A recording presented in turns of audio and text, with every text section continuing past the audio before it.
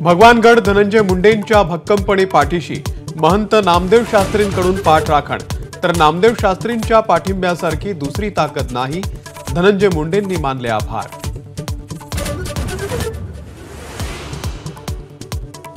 आरोपींचं समर्थन करणं हे दुर्दैवी, नामदेव शास्त्रींच्या पाठिंब्यावर जरांगेंसह अनेकांची टीका।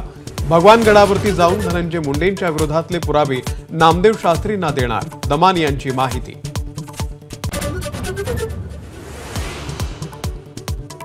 कुंभमेळ्याचा विचार करता नाशिकचं पालकमंत्रीपद आपल्यालाच मिळावं, भाजपच्या गिरीश महाजन यांची अपेक्षा, तर रायगडच्या पालकमंत्रीपदासाठी शिवसेनेचा आग्रह कायम।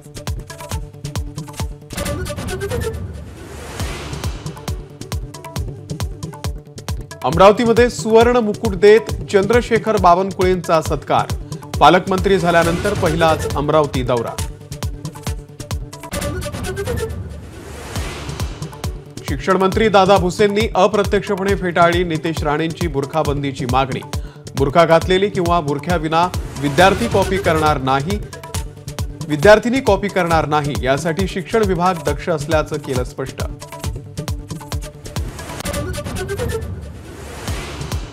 राष्ट्रपतींच्या अभिभाषणानंतर सोनिया गांधींच्या वक्तव्यावरून वाद, राष्ट्रपती मुर्मूंचा पुअर लेडी असा उल्लेख, तर सर्वोच्च पदावरील आदिवासी महिलेचा अवमान, भाजपचा हल्लाबोल।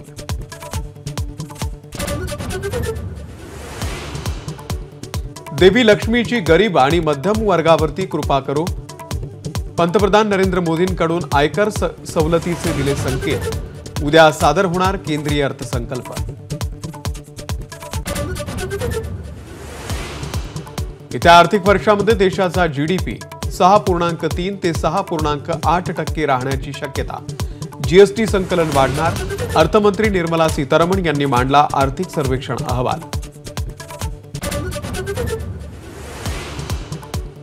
जीबीएसचा पुण्यामधील तिसरा आणि राज्यातील चौथा बळी, 60 वर्षीय महिलेचा उपचाराच्या दरम्यान मृत्यू, पुणे आणि पिंपरी चिंचवडमध्ये एकाच दिवशी दोघांचा मृत्यू।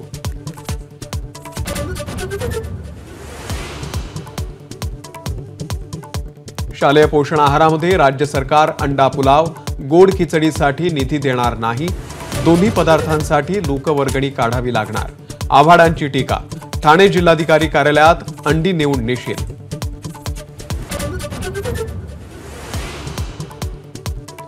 सैफ अली खान हल्ला प्रकरणामध्ये सीसीटीव्ही मधला आरोपी शहजाद याचा चेहरा जुळला, फॉरेन्सिक लॅबचा अहवाल पोलिसांच्या हाती।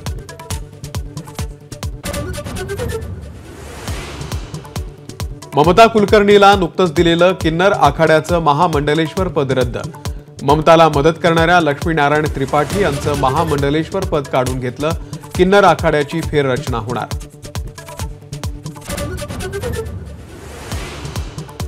नागपुरात रिंग रोड परिसरातल्या शेकडो झाडांची कत्तल, होर्डिंगसाठी केल्याची चर्चा, रस्त्यावरील होर्डिंग झाडांमुळे दिसत नसल्यानं कुऱ्हाड।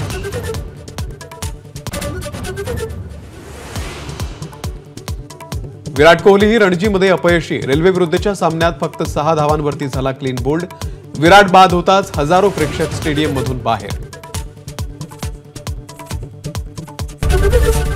एबीपी माझा, उघडा डोळे बघा नीट।